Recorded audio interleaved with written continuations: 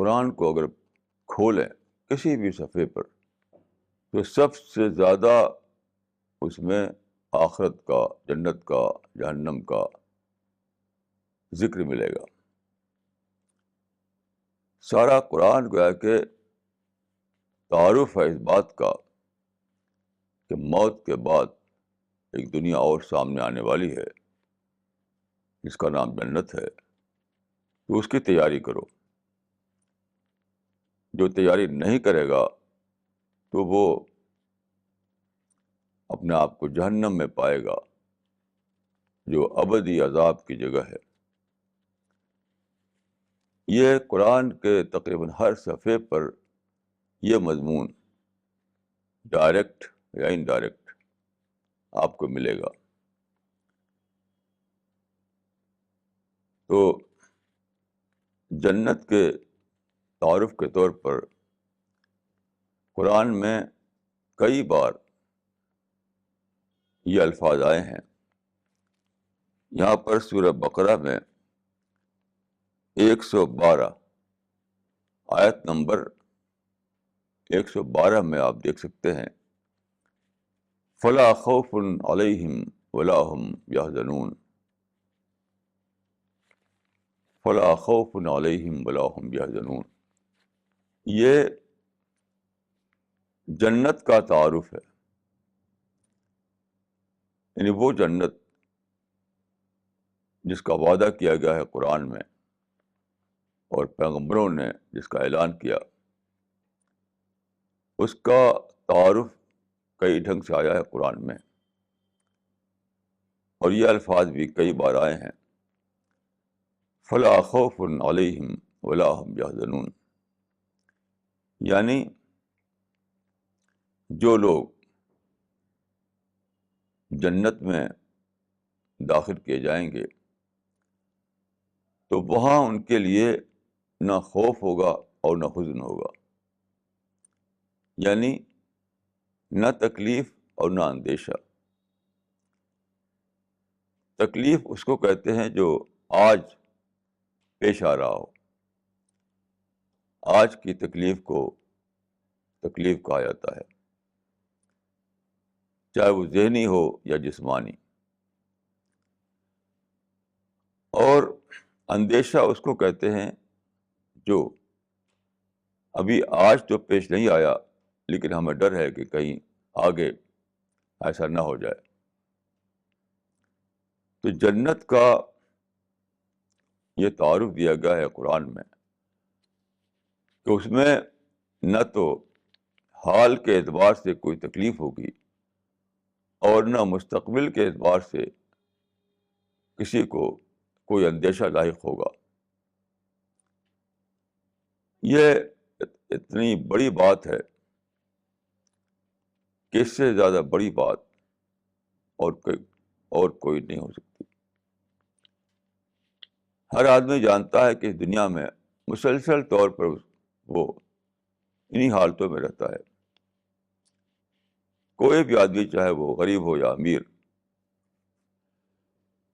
چاہے وہ political power والا آدمی ہو یا اس کے پاس پولیٹیکل پاور نہ ہو،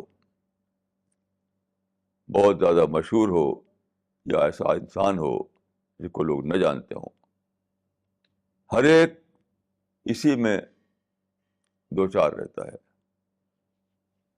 ہر ایک کو کوئی نہ کوئی آج کی تکلیف پریشان کیے رہتی ہے.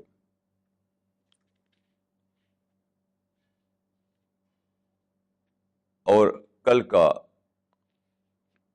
کوئی اندیشہ اس کو بے چین کیے رہتا ہے. میں نے حال میں ایک آدمی کی ڈائری پڑھی تو وہ اس میں لکھتے ہیں، بہت پیسے والے آدمی ہیں اور بہت ہی مشہور بھی آدمی ہیں، بہت بڑے گھر میں رہتے ہیں، سب کچھ ہے ان کے پاس دنیا کے اعتبار سے. تو کسی کو بتاتے ہوئے اپنے بارے میں وہ کہتے ہیں کہ میرے لیے پرابلم انکم نہیں ہے بلکہ انکم ٹیکس ہے. یہی ورڈنگ تھی ان کی کہ میرا پرابلم انکم نہیں ہے بلکہ انکم ٹیکس ہے. مطلب یہ ہے کہ میرے پاس پیسہ بہت ہے لیکن ہر وقت یہ ذہن پہ رہتا ہے کہ انکم ٹیکس والے پریشان کریں گے. تو اب دیکھیے کہ ایک آدمی وہ ہے جو پیسہ نہ ہونے کی وجہ سے پریشان ہے, اور دوسرا آدمی کون ہے؟ دوسرا آدمی وہ ہے جس کے پاس پیسہ ہے لیکن اس کو بھی پریشانی لاحق ہے. اس کو انکم ٹیکس کے ڈپارٹمنٹ کا ڈر, چوری کا ڈر, کوئی اس کا غصب کر لے گا اس کا ڈر, کہ کوئی اس کے اوپر ایک کیس چلا دے گا اس کا ڈر, کوئی اس کے پیسے کے لیے اس پہ اٹیک کر دے گا اس کا ڈر. تو غرض ہے کہ ہر آدمی اس دنیا میں سکھ چاہتا ہے, خوشی چاہتا ہے, لیکن کسی کو بھی نہ سکھ ملتا اور نہ خوشی ملتی. کیوں؟ ہر وقت اس کو کوئی نہ کوئی تکلیف یا اندیشہ گھیرے رہتا ہے. تو کتنی بڑی نعمت ہوگی انسان کے لیے کہ وہ ایک ایسی دنیا میں اپنے آپ کو پائے جہاں وہ پوری طرح تکلیف اور اندیشہ دونوں سے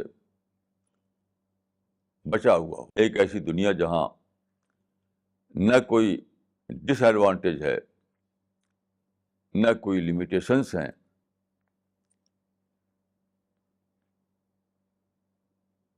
جو لا خوف ولا هم يحزنون کا مصداق ہے. تو کتنی عجیب ہوگی وہ دنیا. اسی لیے فرمایا قرآن میں دوسری جگہ لمثل هذا فليعمل العاملون, یہ ہے وہ چیز جس کے لیے دوڑنے والے دوڑیں. مطلب ہے کہ جن چیزوں کی طرف تم دوڑ رہے ہو, یعنی پیسہ, political power, fame, property, material سامان, بینک بیلنس, بزنس, جن جن چیزوں کی طرف آدمی دوڑ رہا ہے, تو پانے کے بعد بھی یہ مسئلہ باقی رہتا ہے. پانے سے پہلے بھی وہ جی رہا تھا خوف اور حزن میں, اور پانے کے بعد بھی اس کو جینا پڑتا ہے خوف اور حزن میں. تو یہاں پر آپ دیکھیے تو جو اچیورس ہیں اس میں اور جو فیل ہوگا زندگی میں, دونوں میں کوئی ریئل ڈفرینس نہیں نظر آتا. تو قرآن سارا کا سارا انسان کو اسی بات کی خبر دینے کے لیے ہے کہ مرنے سے پہلے, اپنی موت سے پہلے اپنے آپ کو تیار کر لو, تاکہ موت کے بعد تمہیں جنت میں جگہ ملے. کیونکہ موت کے بعد دوسرا چانس کسی کو ملنے والا نہیں ہے. ایک انسان کو صرف ایک بار چانس دیا جاتا ہے, دوسری بار نہیں. ایک بار پیدا ہونا ہے اور پھر مر کر کے دوسری دنیا میں پہنچ جانا ہے, پھر لوٹنے کا کوئی سوال نہیں ہے. یہاں پر ہر آدمی کے پاس دنیا سے آخرت کی طرف جانے کا ٹکٹ ہے, یہ آخرت سے دنیا کی طرف لوٹنے کا ٹکٹ نہیں ہے. کسی کے پاس بھی ریٹرن ٹکٹ نہیں ہے. ایک بار آپ دنیا سے آخرت کی طرف سفر کریں گے, اس کے بعد یہ پاسبل نہیں ہوگا کہ واپسی کا ٹکٹ ملے اور پھر وہاں سے آپ اس دنیا میں آ جائیں. نہیں. تو اس چانس کو کھونا سب سے بڑی نادانی ہے, اور اس چانس کو اویل کرنا سب سے بڑی وزڈم ہے، سب سے بڑی ہوشیاری ہے.